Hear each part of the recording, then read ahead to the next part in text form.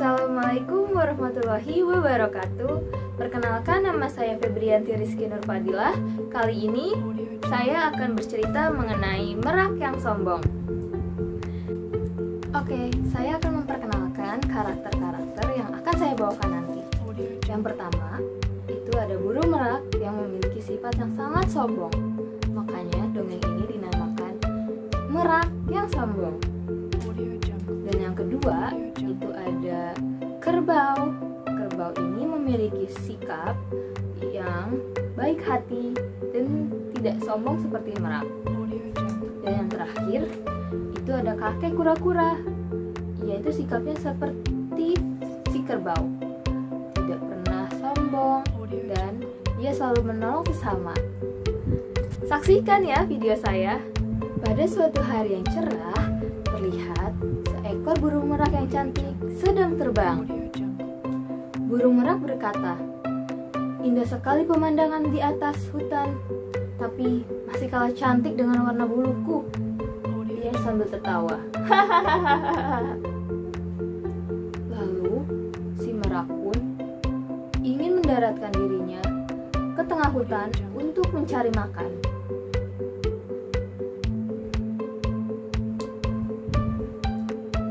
Sesampainya ia di darat, ia segera berjalan mencari pohon pepaya. Namun, setelah lama ia berjalan, ia tidak menemukan satu pohon pepaya pun di dalam hutan. Lalu, ia beristirahat di bawah pohon rindang.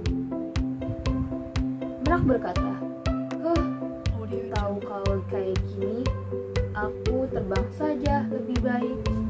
Dari tadi sudah berjalan jauh, namun tidak menemukan pohon pepaya pun. Tidak lama kemudian, ia mendengar suara seperti sesuatu jatuh dari pohon. "Buk!" kata si merak. "Apa itu?"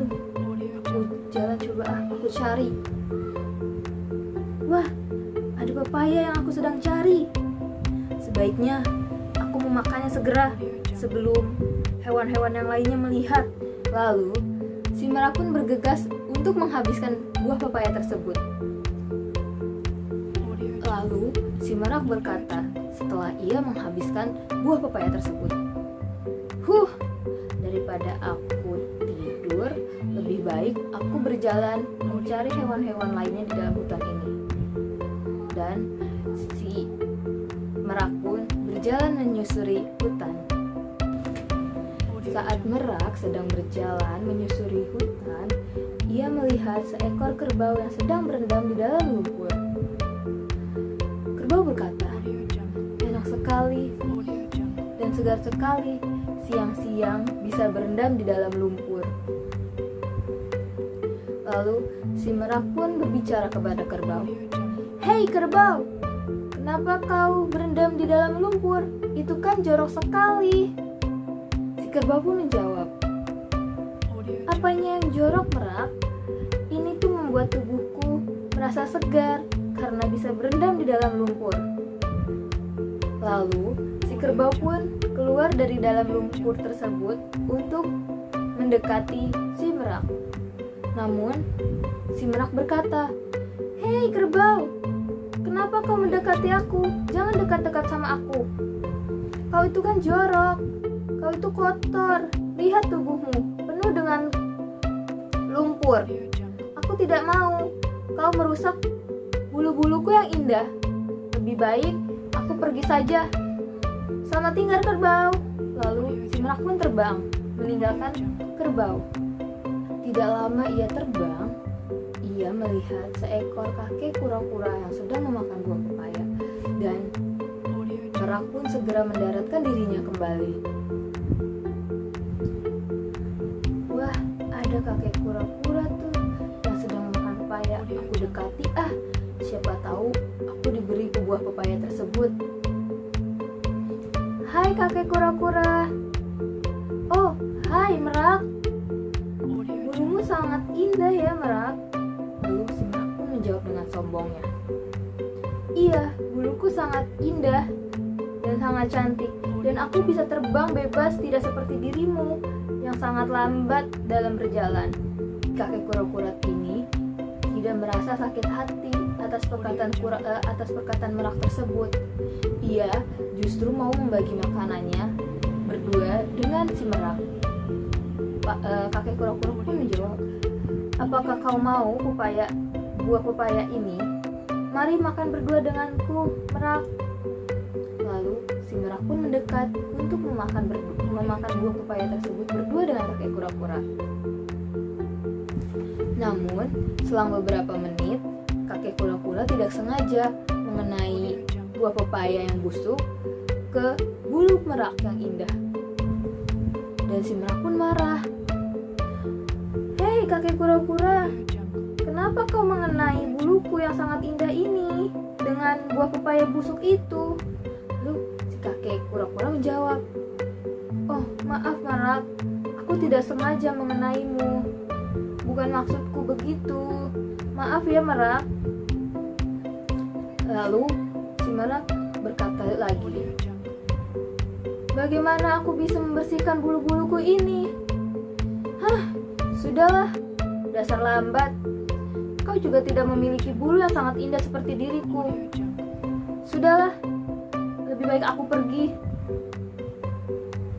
Dan si Merak pun pergi meninggalkan kakek kura-kura tersebut tanpa meminta maaf atas perkataannya dan tanpa berterima kasih kepada kakek kura-kura karena telah memberikan pepaya kepadanya. Si Merak pun terbang menuju sungai untuk membersihkan badannya.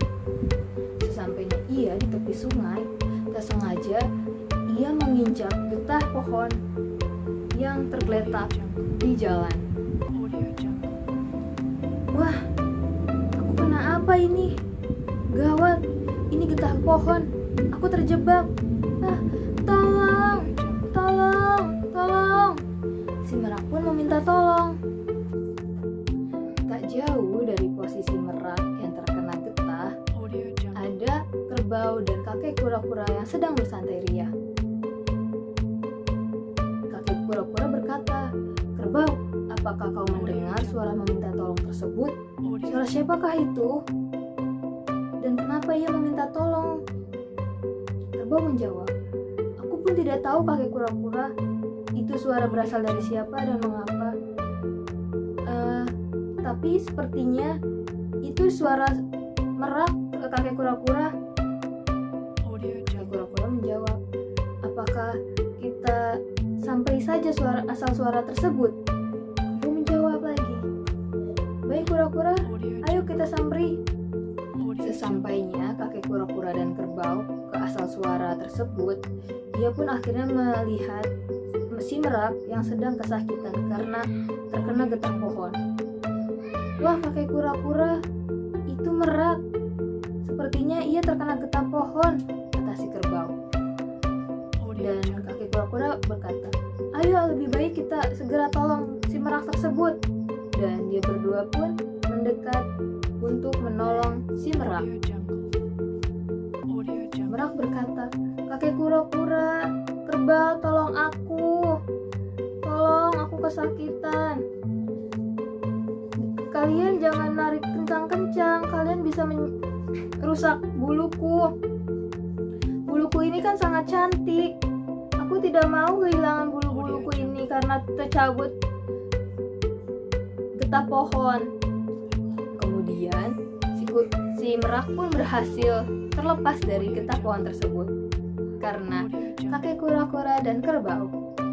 Dan si Merak pun berterima kasih kepada kakek kura-kura dan kerbau karena ia telah menolongnya. "Kakek kura-kura, kerbau, aku sangat berterima kasih kepada kalian berdua. Karena kalian, aku telah terlepas dari getah pohon tersebut. Tapi aku sedih. Bulu-buluku yang indah ini harus tercabut karena getah pohon itu. Dan buluku sudah tidak indah lagi sekarang." Kakek kura-kura menjawab, "Merak, bulu-bulumu yang sangat indah itu bisa tumbuh kembali. Yang penting kamu sekarang sudah selamat dari getah pohon tersebut. Alangkah baiknya kamu membersihkan badan kamu ke sungai agar kamu merasa lebih enakan lagi. Si kerbau pun juga menambahi omongan dari kakek kura-kura. Iya, benar apa kata kakek kura-kura, Merak. Lebih baik kamu membersihkan badan kamu ke sungai, dan kamu lebih baik minum terlebih dahulu agar dirimu merasa tenang. Dan si kura pun menjawab, baiklah kakek kura-kura, kerbau. Sekali lagi aku berterima kasih ya kepada kalian.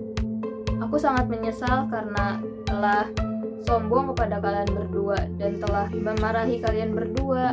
Aku minta maaf ya sekali lagi kakek kura-kura, kerbau, atas sikapku ini.